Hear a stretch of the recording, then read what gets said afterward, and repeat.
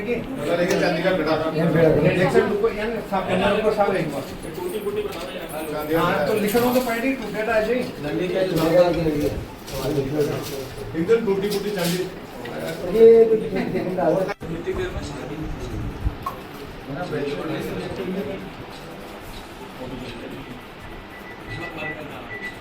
सोना छोटा सा सामान नहीं लेटा खोले जे मोनू तुम्हारी जिम्मेदारी तेरी है इसकी।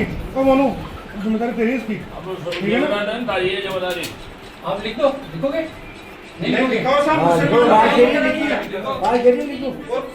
कोर्ट का मायने में जबान तैयार है ना तलाक भी लिख ले साहब। बाद में साइन तो करा सकते हो ना। अंगूठे साइन करेंगे। बात मेरी भी होने बेटा का मैं भी सही जादू बात क्या भी करिया था। वीडियो भी बनेगा ये लोग ये समाज को नाम खराब हो ये बात के लिए सारी है वो चार नियम हमारा माता पिता की प्रॉपर्टी में कोई अधिकार नहीं होता है, कोई अधिकार नहीं है मारूंगी मार मार खाने के जाओ और का कोई आ जाओ तो फिर ये नहीं ये मगर देगा ये अपनी पैसा का सामान कोई अधिकार नहीं है।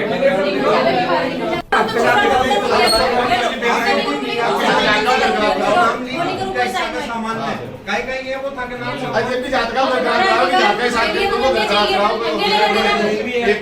मेरी इच्छा होगी जिससे शादी करूंगी तुमसे को लेना देना है कि तो मेरा मन होगी जो करूंगी मैं।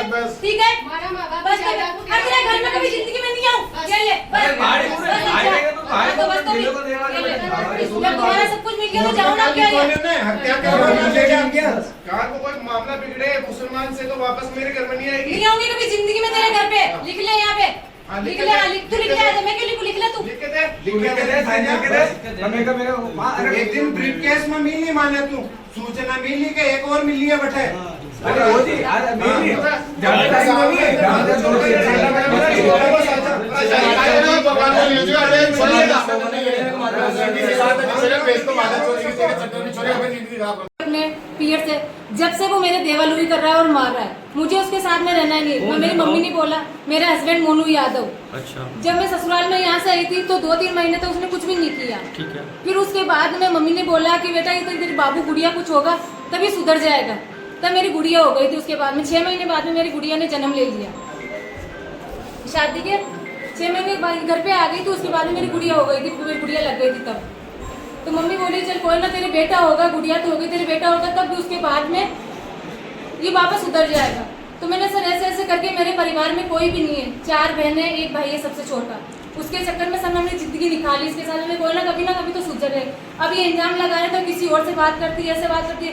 मुझे किसी लड़के से कोई मतलब नहीं है सर। ये बात यहाँ मतलब यहाँ थाने तक आई क्या हुआ? क्या थाने में सर मैं कभी 3-4 दिन 10-15 दिन पहले यहाँ थाने में आई थी। मारपीट कर रहा था हमें तो यहाँ रिपोर्ट लिखाने के लिए आई थी सर। तो फिर उसके बाद में यहाँ पे हमारे समझौता हो गया था। समझौता हुआ कि घर पे लेके चले गए तो एक पुलिस वाला और एक जना और कोई था सर। तो हमें घर ले जाके गए तो क्या बोलता है कि मैंने जिंदगी की सबसे बड़ी गलती तेरे को लेके आया। मेरे हस्बैंड बोलते हैं मोनू कि जिंदगी की सबसे बड़ी गलती जो मैं तेरे को लेके आया ठीक है और तेरे यार थे जो तेरे को मेरे को गाड़ी के अंदर छोड़ने के लिए आए। फिर कैद कर दिया सर। अब क्या फैसला हुआ? अब क्या फैसला हुआ सर? मुझे उसके साथ में नहीं रहना। अब आप क्या चाह रहे हैं? आप क्या चाह रहे हैं? मुझे उससे छुटकारा चाहिए। उस घर से ना तो मेरे को पीयर से कोई लेना देना ना ससुराल से कोई जो लेना बच्चे हैं उनके लिए आप क्या कहेंगे? वो बच्चे वही रखना चाहता है सर। और बच्चे मैं उसके पास में छोड़ना चाहती हूँ मेरे बच्चे क्योंकि मेरा खुद का पालन आप किस पोषण नहीं तरह हो अपना रहा। जीवन यापन करेंगे? आपका क्या है? आप तो मैं किराए के रूम से रहूंगी सर और अपना पालन पोषण उससे करूंगी इंदिरा रसोई से। ठीक है। आपका नाम क्या है? किरण यादव। तो वो ऐसे कह रहे हैं कि आपका एक व्यक्ति से संबंध है समुदाय विशेष कोई संबंध नहीं है सर मेरा किसी भी लड़के से। ये तो आज कुछ क्या बोल आप दिया। अपने मेरी बात सुनो आप पहले। आपके बेटे के वो थोड़ा तुतला के बोलता है तो आप उसके कोई झाड़ फूक कराने कुचील में जाते थे तो वहाँ नहीं सर ये सब झूठ है।